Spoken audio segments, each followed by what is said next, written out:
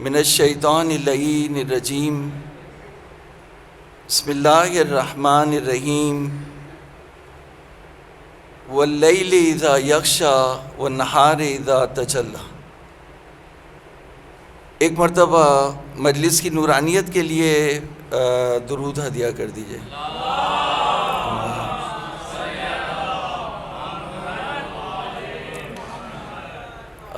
سب سے پہلے میں شکر گزار ہوں مدینۃ العلم ٹرسٹ کی انتظامیہ کا کہ انہوں نے مجھے قرآن مجید کا میسج پہنچانے کا موقع دیا۔ سب سے پہلے جو پہلا دن تھا ہم نے اس میں قرآن مجید کے حوالے سے بات کی کہ حقیقت قرآن، خود قرآن کیا ہے، اور سورہ تکویر کی تفسیر آپ کے سامنے پیش کی تھی اور اس کی آخری آیات کو بھی فوکس کیا تھا۔ اس کے بعد ہم نے صراط مستقیم کے حوالے سے آپ کو بتایا کہ صراط مستقیم کیا ہے۔ تو جو کل کی ہماری گفتگو تھی وہ صراط مستقیم کے حوالے سے تھی، کل کی اور پرسوں کی بھی گفتگو کافی حد تک جو ہے وہ صراط مستقیم اور عبودیت کے حوالے سے تھی۔ تو آج سورہ واللیل کے حوالے سے یہ چار پانچ صورتیں ہیں، ان کو فالو کریں گے کیونکہ سورہ لیل کی بات ہوئی، اس لیے سورہ لیل سے میں شروع کروں گا۔ میرا پہلا پوائنٹ البتہ سورہ لیل سے کنیکٹ ہوتا ہے لیکن سورہ لیل نہیں ہے، لیکن کیونکہ اس کی تفسیر کا بولا اس لیے ہم یہاں سے شروع کریں گے۔ اگر کوئی اس سے پہلے کہ میں سورہ لیل کی تفسیر شروع کروں، ایک سوال ہے کہ اگر کوئی پوچھے کہ ایک جملے میں، ذرا سنیے گا، ایک جملے میں سورہ لیل کو ڈیفائن کریں کہ رات کیا اور دن کیا، دن 24 گھنٹے ہوتے ہیں، اس میں رات ہوتی ہے اور دن ہوتا ہے، تو کبھی کی راتیں بڑی ہوتی ہیں، کبھی کے دن بڑے ہوتے ہیں۔ اور اگر قطب شمالی چلے جائیں، اٹلانٹک یا اٹلانٹک مجھے نہیں پتا، تو وہاں چلے جائیں تو سورج غروب ہی نہیں ہوگا، وہ سامنے ہی رہے گا، غروب نہیں ہوگا۔ تو اب سوال یہ ہے کہ لیل کیا ہے اور نہار کیا ہے قرآن مجید کی نظر میں؟ تو کہا لیل وہ ظالمانہ نظام ہے جس میں وہی جنگل کا نظام جس میں بڑی مچھلی چھوٹی مچھلی کو کھا جاتی ہے۔ اور نہار کیا ہے؟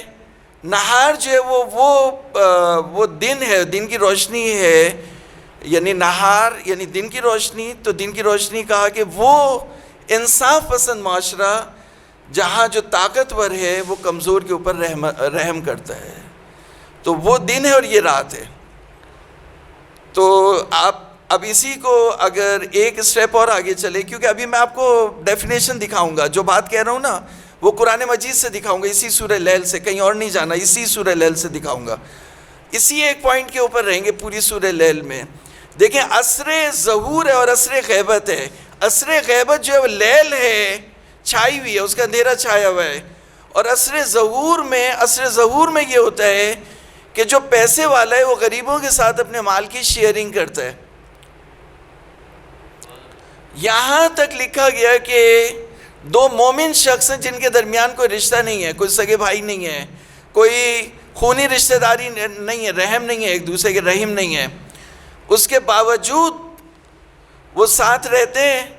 اور جیسے وہ پہلے زمانے ہوتا تھا کہ وہ کپڑے کے نیچے جو ہے وہ پیسے رکھے ہوئے ہیں، تو کہا کہ پہلے کو نہیں پتا کہ اس نے دوسرے نے کتنے پیسے اس میں سے نکالے، اور دوسرے کو نہیں پتا کہ پہلے نے اس میں سے کتنے پیسے نکالے۔ یعنی اتنا آپس میں ساجھہ ہو، اتنی انڈرسٹینڈنگ ہو، اتنا اعتماد ہو، جیسے بہت سے پارٹنرز میں بھی ہوتا ہے، بعض کمپنیوں میں ہو سکتا ہے، ہوتا ہے ایسا، پاسبل ہے کہ دونوں ایک دوسرے پر اتنا ریلائی کرتے ہیں کہ انہیں نہیں پتا ہوتا اس نے کتنا پیسہ اٹھا لیا، اس نے کتنا پیسہ اٹھا لیا، یا اگر زیادہ بھی اٹھا لیا کم اٹھا لیا تو دونوں تیار رہتے ایک دوسرے کے لیے۔ تو جہاں یہ ماحول ہو وہ عصر ظہور ہے، اور جہاں پر پیسے کو دبایا جائے، بلاک کیا جائے، تو وہ کیا ہے؟ عصر غیبت ہے، وہ رات ہے۔ تو اب دیکھیں میں نے یہ بات کہہ دی نا آپ سے، اب آپ دیکھیے، اب آپ صرف آیت کو پڑھنا شروع کر دیں، دیکھیں پڑھیں، بسم اللہ الرحمن الرحیم۔ جی واللیل اذا یغشی والنہار اذا تجلی۔ وما خلق الذکر والانثی. تو یعنی 3 قسمیں ہو گئی. اللہ تعالیٰ نے 3 چیزوں کی قسم کھائی. رات کی قسم جب اس کا اندھیرا چھا جائے, دن کی قسم جب اس کی روشنی پھیل جائے. اچھا اب میرا جملہ سنیے گا, غور سے سنیے گا. اور ان عناصر کی قسم جن سے مذکر اور مؤنث بنتے ہیں. ان سعیکم لشتیٰ, تمہاری ایفرٹس جو ہے وہ ڈیفرنٹ ہیں. تو 2 کیٹیگریز قرآن مجید نے یہاں پہ بیان کی ہے. پہلی کیٹیگری کہا کہ اما من آتا واتقا وصدق بالحسنی, جس نے عطا کیا, دیا. دیکھیں آگئی نا بات جو میں نے آپ کو بات کہی تھی, جس نے دیا اور اس نے پرہیزگاری کے ساتھ دیا, اور اس نے ہمارے وعدوں کے اوپر ایمان بھی لایا. یعنی وہ کافر جو ویلفیئر کر رہے ہیں ان کی بات نہیں کی, بلکہ وہ اہل ایمان جس میں تقوی بھی ہو, ایمان بھی ہو, اور وہ دینے والا ہاتھ ہو, مسلسل وہ عطا کر رہا ہے. اما من آتا واتقا وصدق بالحسنی فسنیسرہ للیسریٰ, ہم اسے آسانیوں کے راستے پہ ڈال دیں گے.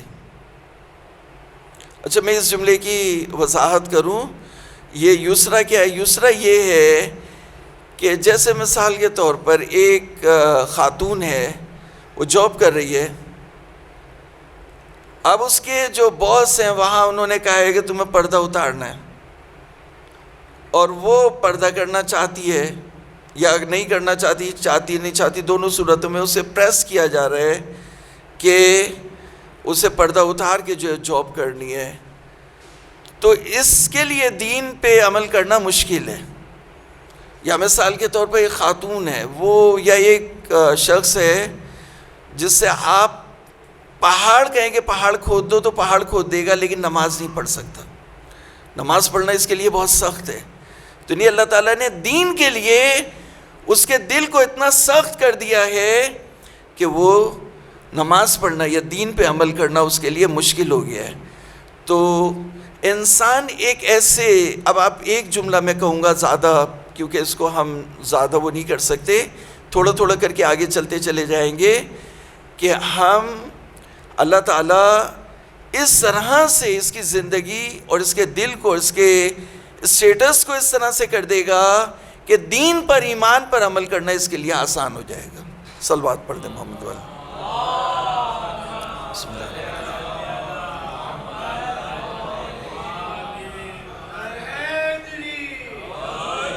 اچھا دوسرا وہ شخص ہے جس نے بخل کیا, دبایا پیسے کو. جیسے آپ آج کل کا دیکھ, ہر آدمی جو ہے ملینر بننا چاہ رہا ہے, اور جو ملینر ہے وہ ملٹی ملینر بننا چاہ رہا ہے, اور جو ملٹی ملینر ہے وہ بلینر بننا چاہ رہا ہے. نہیں, یہ پوری ایک ریس لگی ہوئی ہے. تو اس کی طرف میں اشارہ کر رہا ہوں. اما من بخل واستغنی, پیسے کو دبا رہے اور جوڑ رہے کہ میں پیسے والا, واستغنی یعنی پیسے والا بن جاؤں. تو اسی پیسے سے وہ بے نیاز ہونا چاہتا ہے. اما من بخل دوسرا انسان ہے. تو ہم سورہ لیل کی تفسیر کر رہے ہیں. ہم نے کہا قرآن مجید کی نظر میں لیل وہ معاشرہ ہے جہاں پیسے والا غریب کو کچھ نہ دے اور پیسے کو دبا لے. اللہ کی راہ میں پیسہ نہ دیا جا رہا ہو, وہ دبا لے, وہ لیل ہے. اور جہاں پر پیسہ نیکیوں کی راہ میں, اللہ تعالیٰ کے راستے میں اور غریب انسانوں کے لیے دیا جائے تو وہ دن ہے. تو اسی بات کو فالو کر رہے ہیں. تو دوسری کیٹیگری کا اما من بخل واستغنی وکذب بالحسنی. کذب بالحسنی یعنی یہ الٹیمیٹ رزلٹ ہے. جب ایک شخص, اگر اس کے اوپر خمس واجب ہے, اگر اس کے اوپر زکوٰۃ واجب ہے, اگر اس کے اوپر صدقات واجب ہیں اور وہ نہیں دے رہا, تو یہ روز جزا پہ جتنا اس کا ایمان ہوگا وہ آہستہ آہستہ شرنک ہوتا جائے گا, اور یہاں تک کہ وہ زیرو پہ آ جائے گا. یعنی دیکھیں آپ مثال کے طور پر ایک شخص راتوں کو اٹھ کے غریب کے ہاں جا رہا ہے پیسے دینے کے لیے, یہ پاگل کا بچہ نہیں ہے. اس کو ایمان ہے, یہ ایمان رکھتا ہے کہ میں دوزخ میں جلوں گا اگر میں نے نہیں دیا. یہ آگ کے اوپر ایمان رکھتا ہے, یہ دوزخ اور جنت کے اوپر ایمان رکھتا ہے. وہ ایمان اسے سونے نہیں دیتا, اپنی زندگی میں آسانی سے رہنے نہیں دیتا, اسے مجبور کرتا ہے کہ یہ جا کے وہاں کام کر کے آئے. تو یہ کیا ہے؟ یہ ایمان ہے. تو یہاں اگر انسان بخیل ہوگا، روکے گا، پیسے کو بلاک کرے گا، بلاک کر کے بڑا پیسے والا بننے کی کوشش کرے گا، تو یہ اس کا نتیجہ ہوگا کہ یہ آخرت کو جھٹلا دے گا۔ فَسَنُيَسِّرُهُ لِلْيُسْرَىٰ، تو ہم دین پر عمل کرنے کا جو سلسلہ ہے اس کا وہ بہت مشکل کر دیں گے، اسے مشکلات کے راستے پہ ڈال دیں گے، اور ایک ایسی پٹڑی ہوگی جیسے وہ ٹرین کے بھی ٹریکس ہوتے ہیں نا، مختلف ٹریکس ہوتے ہیں، تو ایک ٹریک جو ہے وہ پشاور جا رہا ہوتا ہے، ایک کوئٹہ جا رہا ہوتا ہے، ایک لاہور جا رہا ہوتا ہے، تو ہم ایسے ٹریک پہ اس کی ٹرین رکھ دیں گے جو سیدھی دوزخ میں لے کے جائے گی۔ فَسَنُيَسِّرُهُ لِلْعُسْرَىٰ۔ اچھا اب کیا ہوا؟ اب یہ مال اس کا جمع ہوتا رہا، کہ وہ مال تو جمع ہوتا رہا، ہم نے مشکلات کے راستے پہ ڈال دیا، وہ بخیل تھا، وہ پیسہ جمع کرتا رہا، جوڑتا رہا، یہاں تک کہ اس کا آخری وقت آ گیا۔ اب وہ سمجھ گیا کہ دیکھیے کہ ادھر میں دوزخ کے راستے پہ اب پہنچنا ہے، ڈیسٹینی میری دوزخ کی آ گئے۔ جب انسان کو یہ سمجھ میں آ جاتا ہے کہ اب میں مشکلات میں پڑ رہا ہوں، تو پھر وہ کیا کرتا ہے؟ اس کی پہلی کوشش یہ ہوتی ہے کہ وہ چاہتا ہے کہ میں دوزخ اپنی دولت دے دوں اور دوزخ کی آگ سے بچ جاؤں۔ تو کہاں وہاں پہ پھر پیسہ کام نہیں آئے گا۔ جیسے مثال کے طور آپ پاکستانی کرنسی لے کے یورپ میں پھرے، 1 لاکھ بھی ہو، 1 کروڑ بھی ہو، تو وہاں پہ پاکستانی کرنسی نہیں چلے گی۔ تو یہ جتنی بھی اس کی دولت ہے، وَمَا يُغْنِي عَنْهُ مَالُهُ إِذَا تَرَدَّدَ، جب یہ ہلاکت میں پہنچے گا تو اس کا مال اس کے کام نہیں آئے گا۔ إِنَّ عَلَيْنَا لَلْهُدَىٰ وَإِنَّ لَنَا لَلْآخِرَةَ وَالْأُولَىٰ۔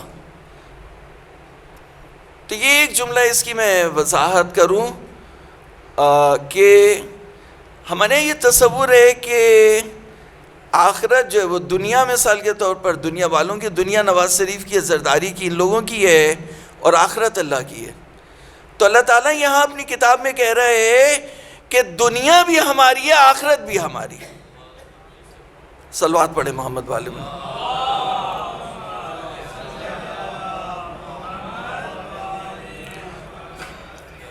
ان لنا للآخرۃ والأولی، آخرت بھی ہماری، دنیا بھی ہماری، دونوں کے ہم مالک ہیں۔ فانذرتکم نارا تلظی، تو میں تمہیں بھڑکتی ہوئی آگ سے ڈرا رہا ہوں۔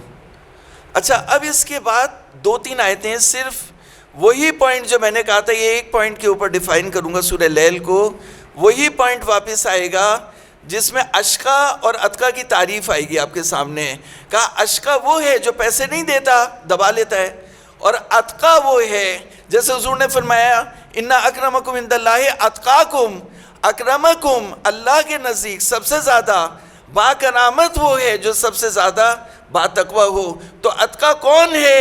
اتقا کی تعریف سورہ لیل میں آئی، کہا الذی یؤتی مالہ یتزکیٰ، جو اپنا مال دیتا ہے کہ پاک ہو جائے۔ تو ادھر توجہ کیجئے گا کہ کیا کہا فانذرتکم نارا تلظی لا یصلاھا الا الاشقیٰ، اشقا وہ ہوا جو پیسے نہیں دیتا، الذی کذب وتولی جو جھٹلاتا ہے اور پوچھ کرتا ہے۔ پھر اس کے بعد کہا وَسَيُجَنَّبُهَا الْأَتْقَىٰ، یعنی جو اتقا ہے اسے دوزخ کی آگ سے بہت دور رکھا جائے گا، ڈسٹنٹ ہوگا، وہ دوزخ کی آگ سے بہت دور ہوگا، لے جایا جائے گا اسے، کوئی سروس ہوگی، شٹل سروس ہوگی، اس میں لے جا کے اسے دوزخ کی آگ سے بہت پرے لے جایا جائے گا۔ تو کہا کیوں ان کو اتنی VIP سروس کیوں دی جا رہی ہے؟ کہا یہ اتقا ہے۔ اتقا کون ہے؟ کہا یہ یوتی، یہ اپنا مال دیتا تھا کہ پاک ہو جائے۔ کون پاک ہو جائے؟ یعنی جب مال پاک ہوگا تو اس کا نفس بھی پاک ہوگا، کیونکہ نفس کے اندر ایک ہرس ہے، مال سے لالچ ہے، بخل ہے، اور یہی جو ہے وہ بخل ایک لالچ اور ہرس اور خباثت میں تبدیل ہو جاتی ہے، وہ اٹیچمنٹ ہوتا ہے اس کا دنیا اور مال کے ساتھ۔ جب یہ پیسہ دیتا ہے تو وہ اٹیچمنٹ جو ہے وہ زیرو ہو جاتا ہے۔ تو کہا کہ الذی یؤتی مالہ یتزکیٰ وما لأحد عنده من نعمۃ تجزیٰ۔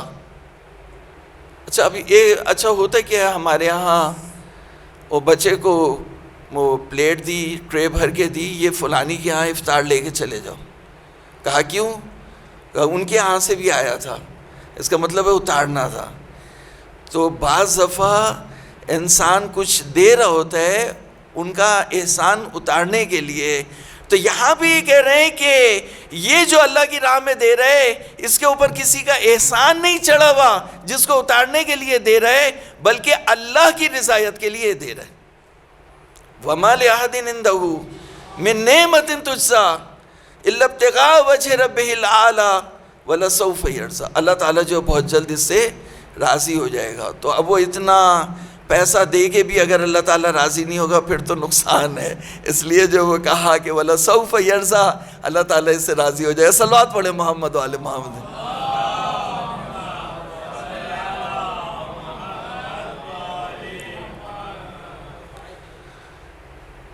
تو سورہ لیل ہم نے آپ کو 1 پوائنٹ کے اوپر ڈیفائن کی، یاد رکھیے گا 1 پوائنٹ کے اوپر ڈیفائن کی۔ لیل یعنی جس طرح رات ہوتی ہے اور دن ہوتا ہے، اب 12 گھنٹے رکھ لیں یا کم کر لیں، ٹھیک ہے، تو رات کیا ہے اور دن کیا ہے؟ تو ہم نے ڈیفائن کر دیا کہ رات یہ ہے کہ اللہ کی راہ میں خرچ کرے دے، اور دن وہ ہے، رات یہ ہے کہ اللہ کی راہ میں نہ دے، بخل کرے، کنجوسی کرے، اور دن یہ ہے کہ اللہ کی راہ میں خرچ کرے۔ یہ ہے یعنی عصر ظہور اور عصر غیبت۔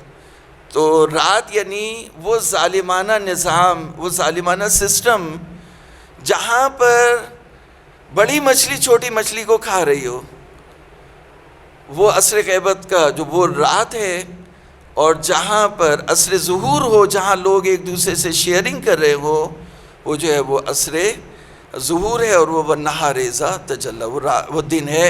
اور اسی لیے نہار کو تفسیر کیا گیا امام زمانہ کے حکومت سے اور ان کے زمانے سے، اور لیل کو تفسیر کیا گیا ان ظالموں کی حکومت سے کہ جس میں انسانوں کو ظلم ہوتا ہے اور ان کے وسائل کو دبا لیا جاتا ہے۔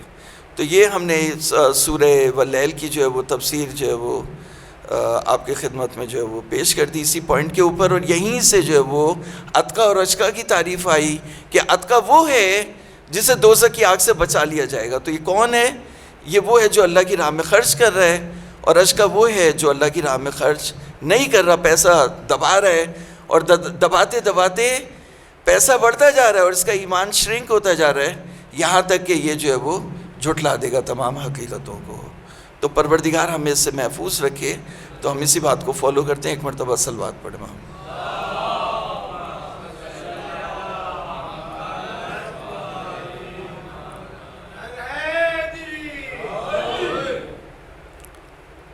دیکھیں سورہ والتین کا ایک میں جملہ آپ کو ہدیہ کروں گا۔ اب جو میں پوائنٹ ریز کرنے جا رہا ہوں اس میں پہلا پوائنٹ میرا یہ ہے کہ انسان جب تک کہ اپنے آپ کو پاک نہیں کرے گا وہ کامیاب نہیں ہو سکتا۔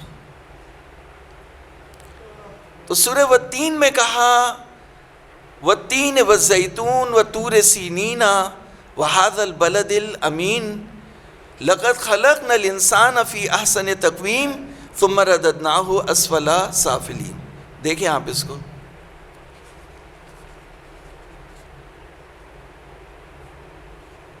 یہ اسی کے جو ہے وہ 2 سوروں کے بعد یہیں پر ایک ہی صفحے کے بعد آپ کو سورہ 3 میں یہ پیغام مل جائے گا۔ والتین والزیتون وطور سینین وہذا البلد الامین۔ کتنی قسمیں کھائیں اللہ تعالیٰ نے؟ 4 قسمیں کھائیں۔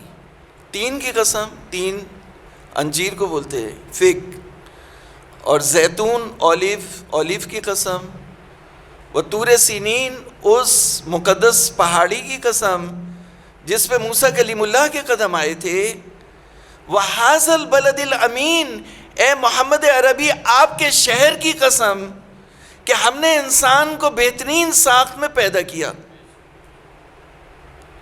تو میں آپ کو جو زحمت دی یہ آیت یہاں تک تو پاکستان میں آپ بھی سنتے آئے ہیں اس پیغام کو، لیکن اس کے بعد کا جو کاٹی کر دیا گیا نا، آدھا پیغام آپ کو دیا گیا، اور جو صحیح پیغام تھا وہ نہیں دیا گیا۔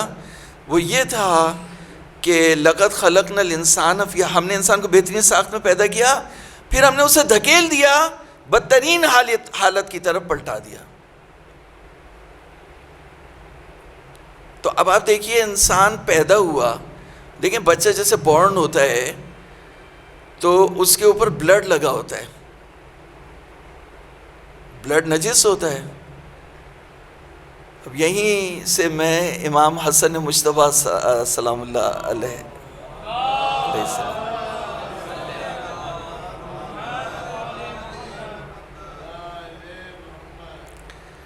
امام جب پیدا ہوئے تو امام حسن تو لے کر کے آئیں، اسما لے کے آئیں یا کون لے کے آئیں، تو کہا یا رسول اللہ مجھے اجازت دیں میں اس کو پاک کروں۔ تو کہا تم اسے پاک کرو گی، اسے اللہ رب العزت نے تطہیر کی منزل پر پہنچایا ہے۔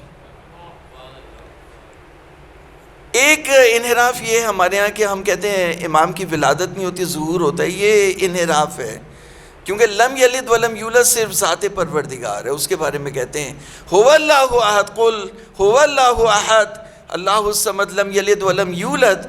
تو ہاں یہ ولادت کا مطلب نجاست نہیں ہوتا، اگر اہل بیت کی یہاں ولادت ہوئی ہے تو وہ طہرہم تطہیر کی منزل پر فائز ہیں، تو جو تطہیر کی منزل پر فائز ہیں ان کی جو ولادت ہے وہ طہارت کے ساتھ ہے، اور جو ہم جیسے لوگ ہیں ان کی ولادت نجاست کے ساتھ ہے۔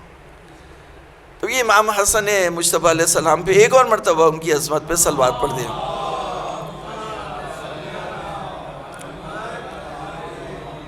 تو دیکھیں بچہ پیدا ہوا تو خون اس پہ لگا ہوا ہے، یعنی نجاست ہے، جب بورن ہوا تو تبھی نجاست ہے۔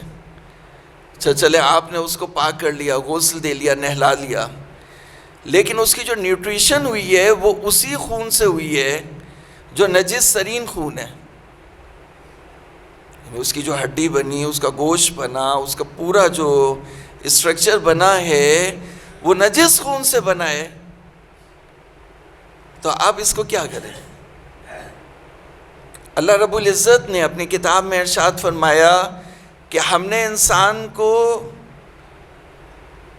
مختلف صورتوں میں، اگر ہم اس کی طرف جائیں تو خود ایک بہت بڑی بحث ہے کہ انسان کو کس طرح سے پیدا کیا، اچھلتے ہوئے پانی سے پیدا کیا، یا پس پانی سے پیدا کیا، یا نجس پانی سے پیدا کیا، یا گندے پانی سے پیدا کیا۔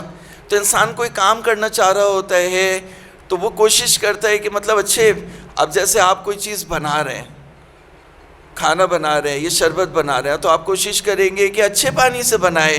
اللہ تعالیٰ انسان بنا رہا تھا، اشرف المخلوقات بنا رہا تھا، احسن الخالقین تھا، تو احسن تقویم پہ بنا رہا تھا، تو اچھا پانی لے لیتا، لیکن اللہ تعالیٰ نے کیا لیا؟ گندا پانی لیا، نجس پانی لیا۔ تو اسپرم سے انسان کو بنایا، پھر اس کی نیوٹریشن جو ہے وہ نجس ترین خون سے اس کی نیوٹریشن کی۔ اب اس وقت جو انسان کا سٹیٹس ہے، ہم بچوں کو پڑھاتے ہیں